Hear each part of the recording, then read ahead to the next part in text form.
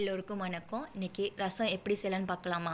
சின்ன வெங்காயம் 4 எடுத்துக்கோங்க, ஒரு பச்சை மிளகாய், தேவையான அளவு சீரகம், தேவையான அளவு மிளகு,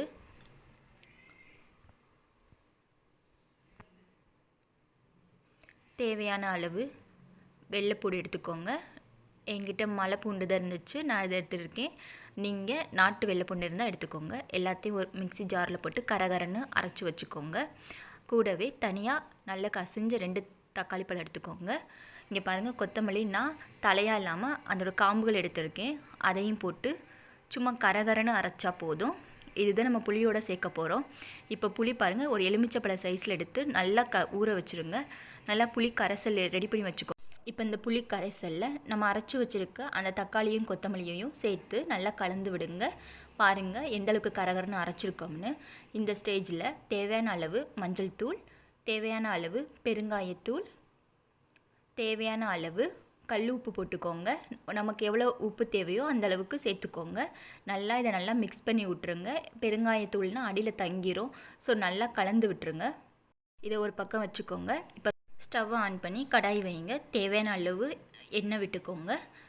எண்ணெய் ஹீட் ஆனதும் லைட்டாக வெந்தயம் போடுங்க. வெந்தயம் போட்டதும் கடுகு பொரிஞ்சு வந்ததும் தேவையான அளவு சீரகம், ஒரே ஒரு வரமிளகா, தேவையான அளவு கருவேப்பிலை எல்லாத்தையும் போட்டு நல்லா கிளறி விட்டுருங்க. நல்லா வெடிச்சு வருது பாருங்கள்.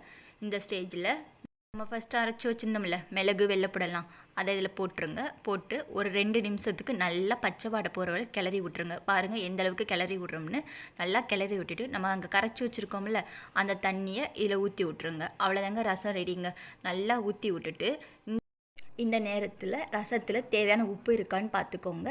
பத்தலட்னா இந்த நேரத்தில் சேர்த்துக்கோங்க. ஓகேவா? நல்லா கலந்து விட்டுட்டு பாருங்கள் ரசம் எப்படி இருக்குதுன்னு நல்லா கலந்து விட்டுருங்க. இந்த நேரத்தில் கொத்தமல்லி தழை, இங்கே பாருங்கள், நான் காம்பு கிடையாது, கொத்தமல்லி தழை நல்லா கிள்ளி இதில் போட்டிருக்கேன். நல்லா கிளறி விட்டுருங்க. கிளறி விட்டுட்டு பாருங்கள், பார்க்கும்போதே ரசம் எப்படி இருக்குன்னு பாருங்கள். நல்லா கிளறி விடுங்க. கிளறி விட்டுட்டு மூடி வச்சுருங்க கொஞ்சம் நேரத்துக்கு. ரசம் கொதிக்கக்கூடாதுங்க. இங்கே பாருங்கள், நுரையாக இருக்கா? இதுதான் ரசத்தோட ஸ்டேஜ். இது பேர் என்ன சொல்லுவாங்கன்னா நுரை கட்டுறதுன்னு சொல்லுவாங்க. நுரை கட்டும் போதே ரசத்தை ஆஃப் பண்ணிடணும். ரசம் கொதிச்சிருச்சுன்னா சாப்பிட்றதுக்கு ரசம் நல்லா இருக்காது. அவ்வளோதாங்க, ஒரு 5 நிமிஷத்துக்கு ரசத்தை ஆஃப் பண்ணிவிட்டு அப்படியே விட்டுருங்க. அவ்வளோதான். வேறு ஒரு பாத்திரத்தில் ஷிஃப்ட் பண்ணிவிட்டு நீங்கள் பரிமாற வேண்டியதான். ரசம் எப்படி இருக்குதுன்னு பாருங்கள். உண்மையிலே ரசம், மிளகு ரசம் அவ்வளோ டேஸ்ட்டாக இருக்கும். நம்ம சளி பிடிக்கிற நேரங்களில் இந்த ரசத்தை குடித்தாலே போதுங்க. இதோட வேறு சிறந்த மருந்து என்னங்க வேணும்? ஓகே நண்பர்களே, நம்ம வீடியோ பிடிச்சிருந்துச்சுன்னா லைக் பண்ணுங்கள், கமெண்ட் பண்ணுங்கள், ஷேர் பண்ணுங்கள், சப்ஸ்கிரைப் பண்ணுங்கள். தேங்க்யூ.